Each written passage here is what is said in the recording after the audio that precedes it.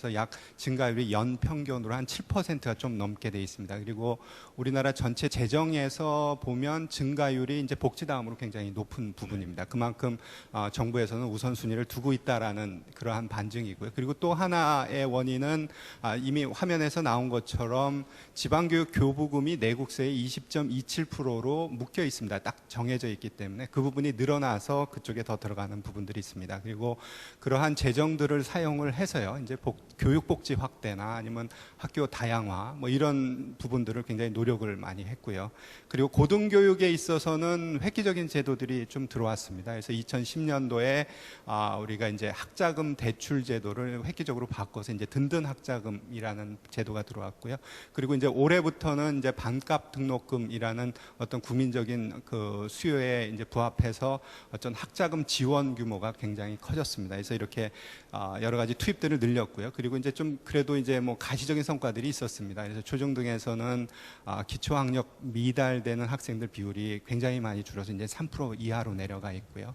그리고 그 다음에 이제 교사 1인당 학생 수도 굉장히 좋아졌습니다. 그래서 아직까지도 OECD 평균에는 못 미치지만 그래도 지난 5년간 상당히 개선이 됐고, 그리고 대학 교육에 있어서도 뭐 전체적으로 문제가 있다는 지적들도 많이 있지만 유학생이 많이 온다든가 아니면 연구 성과가 굉장히 좋다든가 그래도 취업률이 우리가 굉장히 나쁜 것으로 알고 있지만 상대적으로는 또 좋은 부분들이 있습니다. 그리고 대학들이 변화하려는 모습들이 좀 있고요. 그래서 이런 성과들이 지난 5년간 있었다 이렇게 말씀드리겠습니다. 예. 이모저모 많이 뭐 좋아졌고 특히 뭐 계량적으로 많이 뭐 개선됐다 이런 말씀 주셨는데요. 교육 재정의 투자 규모 말씀 주신 대로 커진 것이 사실인데, 그런데 내용적인 면을 한번 들여다보면 어떨까 궁금해지는군요. 반상진 교수님께서 이에 덧붙여서 하실 말씀 있으신가요? 예, 기본적으로 국가 교육재정 규모가 증가한 건 사실입니다. 그럼에도 불구하고 OECD 국가를 비교해 볼 때 상대적으로나 절대적으로 아직도 굉장히 열악한 구조에 있다, 그런 말씀 좀 드리겠습니다.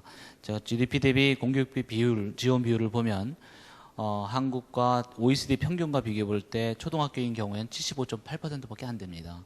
그리고 중등학교 같은 경우는 88.4%, 고등교육 같은 경우는 66.2%밖에 안 되는 그런 구조입니다. 여전히 상대적으로 OECD 평균에 비해서도 뒤떨어져 있는 나라다 하는 부분은 간과해서는 안 될 것 같고요. 그다음 근본적인 원인이 이제 GDP 대비 공교육비 지원에 대한 정부 재원이 4.7%밖에 안 됩니다. OECD가 5%인데 이런 정부에서의 어떤 공적 부담에 대한 열악성이 여전히 우리나라의 고등교육 재정 규모의 전반적인 취약성을 나타내는 근본적인 원인이다. 특히 절대적 가치로 본다면 경제 규모로 보면 세계 9위권입니다. 그럼에도 불구하고 교육 투자에 대한 규모는 세계 20위권 밑으로 돈다는 것은 경제 규모에도 못 미치는 그런 교육 투자를 하고 있는 나라다 하는 그런 문제점을 좀 지적하고 싶고요. 두 번째는 고등교육 재정 규모가 늘어났기는 했어도 구조적으로 굉장히 여전히 문제점이 한계점이 있다 하는 겁니다.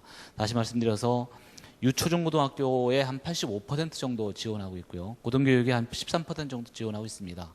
근데 유초등고등학교는 그래 법적으로 지원이 확보되기 때문에 그나마 좀 안정적이지만 고등교육 같은 경우는 법적 장치가 없기 때문에 13%밖에 안 되는 그런 재정 지원에서도 또 굉장히 정치적으로 또 경제적으로 취약한 재정 구조에 있다, 그런 말씀드리겠습니다. 예, 알겠습니다. 앞서 잠깐 거론된 것 같은데요. 지방교육 재정 교부금의 운영이 효율적이지 못한 원인, 이영 교수님 어디에 있다고 보십니까? 일단은 우리나라가 굉장히 교육을 중시하는 전통을 가지고 있습니다. 그래서 굉장히 교육 쪽에 투자를